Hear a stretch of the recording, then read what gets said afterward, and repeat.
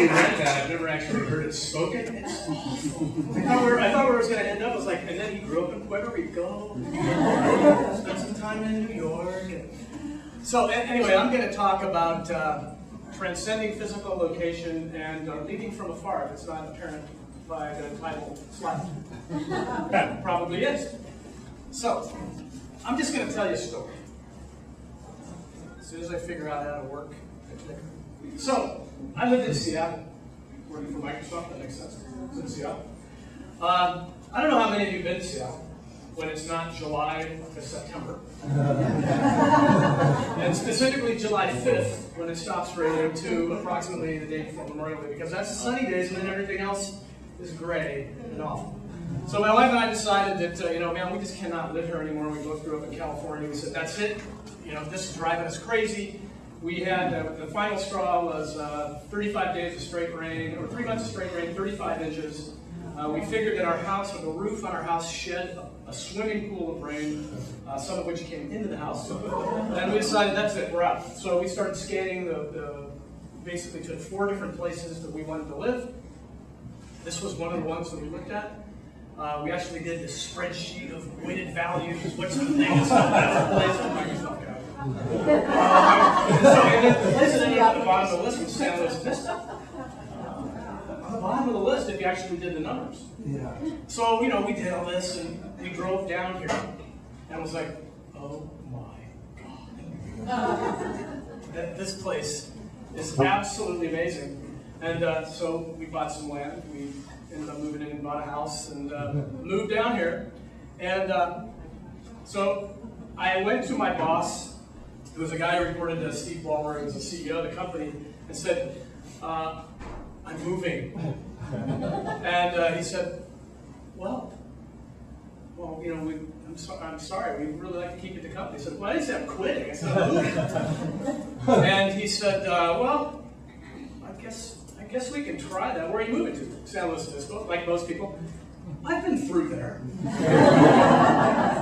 Nobody's actually been here. They've only been through it. Hey, San Luis Obispo. That's nice. I'll just stop sometime. So, one thing that had to happen was this company had to get comfortable with me being somewhere else, being 800 miles away and at least 2 flights, unless you fly private. I'm telling you, I've only done that a couple times. And I never want to pay for that. So, and the other alternative is United, going to San Francisco or LA. But I basically, we took the family. It was the day after the All-Star game, and it was up in Seattle, and we moved. We moved to San Luis Obispo. And so, I'm down here, and I'm not totally going to figure out how this is going to work, but I'm going to try it. And I think I had about 1,000 people in my organization, and I was doing just MSN stuff, Messenger and Hotmail and all these other fun things that I developed with some friends over many years. And all of a sudden started feeling like, wow, this is pretty possible. There's a whole lot of tools that we use to communicate, so I can actually be maybe more effective in Redmond which is where Microsoft is located, Redmond, Washington, not actually Seattle. And maybe I can be better. So I started doing this commute thing back and forth between San Luis Obispo and Seattle.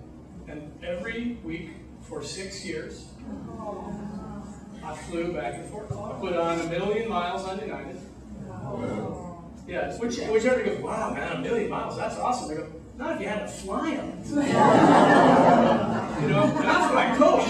I'm small, so the middle seat doesn't bother me too much, but that's not great. So here I am, and I'm going back and forth, but only 3 days a week, and then kind of 2 days a week, and then 3 days a week, and 2 days a week. And I'm actually, because I'm not in, I start to make sure that the managers that are working in my organization have, like, what do you got to do, man? You got to, give them all these marching orders that they can just go execute all by themselves. And, the culture at Microsoft is sort of micromanagement. You got to hop in, and you help people, and you dig into their stuff. And, in fact, you don't have to do that because they're entirely capable of doing it all by themselves.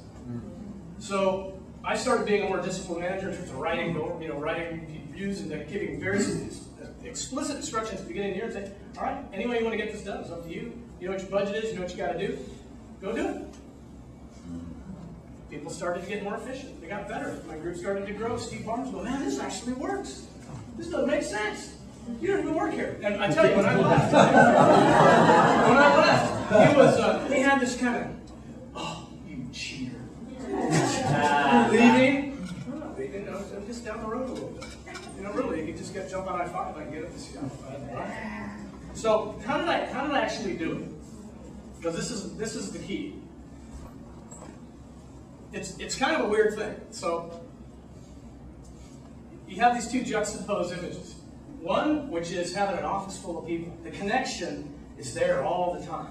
You're walking down the hallway, you're seeing the same people, you're by the water cooler, you're hearing all these different things that are going on. It's an environment that actually has, it has action, it has energy. Now you look at the desk over here, and it's devoid of it. It's just kind of this little lonesome place. And this isn't my office here. My office here is actually a lot darker than this one. It's in the bottom floor of my house. And it's kind of, lonely. You get a lot of work done, though. People stopping by your office. But that's one of the things that's so great about working with people. They stop by your office. You stop by theirs. You mix it up. You start talking with each other. Well, that wasn't happening anymore. Not the way it was happening in the office. But it does. And I was able to make it work because I was using a whole bunch of tools that you all have access to today and that I use judiciously. I mean, I don't use them judiciously. I use them every day, all the time. And here's how I did it.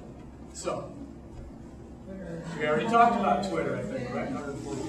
I use Twitter, and here's the thing, right? To be a remote leader and to be away from everybody, you have to have personal touch. So at some point, you actually have to know who these folks are, and you have to have some identity with them. So you had to have that contact point initially. When I was flying back and forth, I used to actually bring name cards with me because there's a time when you can't have a computer on when you land and when you take off. I used to bring, you can ask my wife because I used to keep them in my closet pulling out every Monday morning when I go up. And I'd quiz myself on names. So when I walked down the hallway and somebody goes, yeah, don't you hate this? Hey, Blake, and you go, hey, you, yeah, what's happening with you? So I hated doing that, so I started to, quiz myself so I had their names. What project they worked on, what their job was, and something personal about them that I could relate to. Something that had nothing to do with work. But I still wasn't present, so I had to make myself present. So I wasn't doing this back then because Twitter really didn't exist when I was at Microsoft in any substantive way. But I did do things like Facebook. I was actually on Facebook when it was still a university product. Marcus, a friend and acquaintance of mine, and he got me an EDU account. Got the guy at Pepperdine to give me one, so I was actually using that and connecting with people. LinkedIn, does anybody use this? How many people are on LinkedIn? Okay. It's a great way to actually to have recruiters as your best friends. As it turns out, I think that. But it's actually a really good place to network and put yourself out there, and all of a sudden kind of be present. You're present. You're not physically there, but you're present. Facebook, the same thing. You have updates. Twitter, you have updates. You can be in the room even when you're not. You can be on somebody's phone even when you're not in the room. And then MSN Messenger, which was a product that I did with a couple of friends of mine, and we grew that pretty big, at least outside the United States. And Messenger was very, very important to me because it was the tool that we used inside the company at Microsoft to give real-time updates and status on where we were. So I would be calling into a conference room, and I'd be, the cardboard form in a chair or whatnot, and on a Polycom device. And I would always make sure I probably have like 300-400 people on my Messenger list. I'd make sure that 2 of the people in the room knew that I was on Messenger, and if I couldn't hear anything, or if you've ever had, Polycom hell, as I like to call it, you're trying to get your word in, and there's so much action that they can't hear you. I just instant message somebody in the room and say, hey, I'm trying to get a point across. Can you tell them to shut up? And all of a sudden they say, hey, Blake wants to say something. I say, oh, thank you guys, and then I'd say something. And it was actually really important. But that allowed me to show up and